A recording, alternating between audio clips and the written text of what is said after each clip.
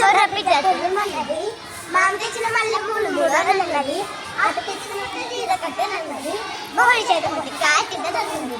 నానా నాన్న మాకు కొత్త చెప్పవా? నాకు ఆఫీస్ వర్క్ పోయి మమ్మీని అడుగుకోండమ్మా.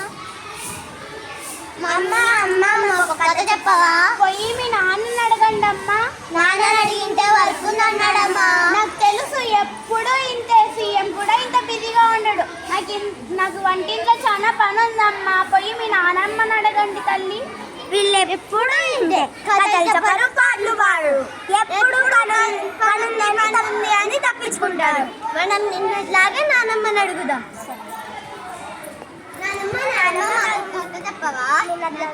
నా చిట్టి తల్లి, నా బుజ్జి తల్లి, కూర్చోండమ్మ చెప్తాను.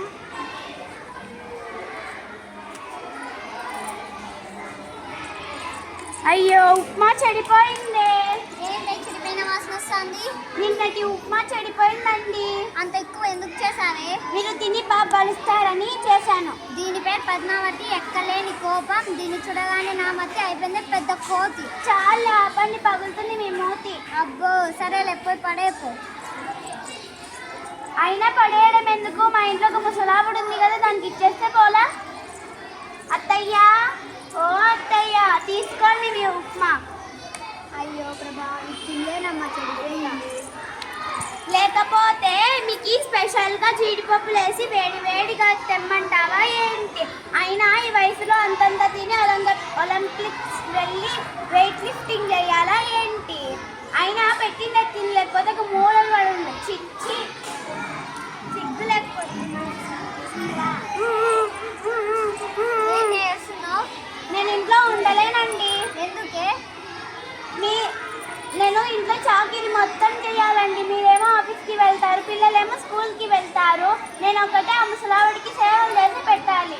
అంత పెద్ద సేవ ఏం చేశావే? అయినా మీకెందుకు చెప్పాలండి? అయినా మీరు తెలుసుకోరా? అయితే ఇప్పుడు ఏం చేయాలి? ప్రతి ఊర్లో ఉన్నాయి కదా ఆశ్రమాలు, యాదో ఒక దానికి ఫోన్ చేయండి. మా అమ్మ కదే, పెద్దావిడే కదే, వదిలే. నేను కావాలా, ముసలావిడ కావాలా, మీరే తెలుసుకోండి. సరే. హలో, ధర్మవరం ఆశ్రమమ్మా అండి? మా ఇంట్లో ఒక ఆవిడ ఉంది, చేయించుకుంటారా అండి? అనాథ మాత్రమే చేయించుకుంటారా? అనాథనే చెప్పండి. సరేలే, వేరే ఊరికి చెయ్యండి.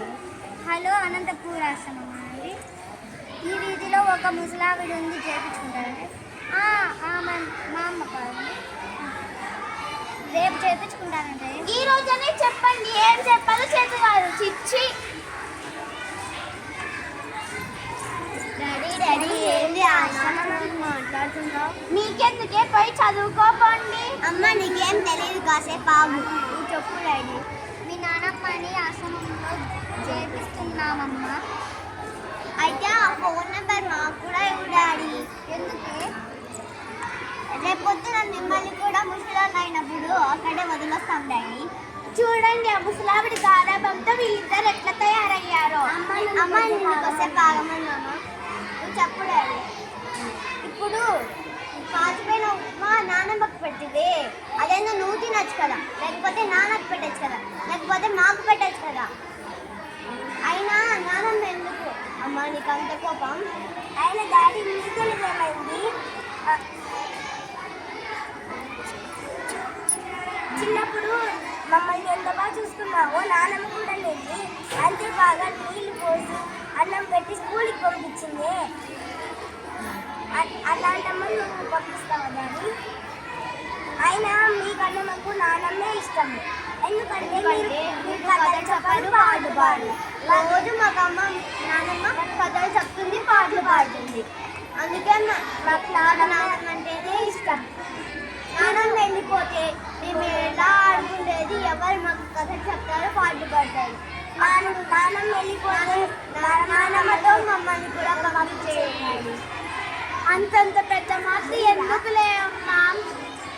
మేము మా తప్పును తెలుసుకున్నాం. పోయి సారీ అమ్మా. పోయి నాకు కాదు చెప్పాల్సింది, నాన్నమ్మకు.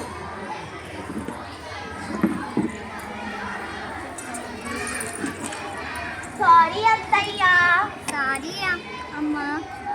మీ తప్పుడు మీరు తెలుసుకున్నా కాబట్టి అది చాలా లేండి ఎందుకంటే మా పుట్టింది బంగారు కొండ.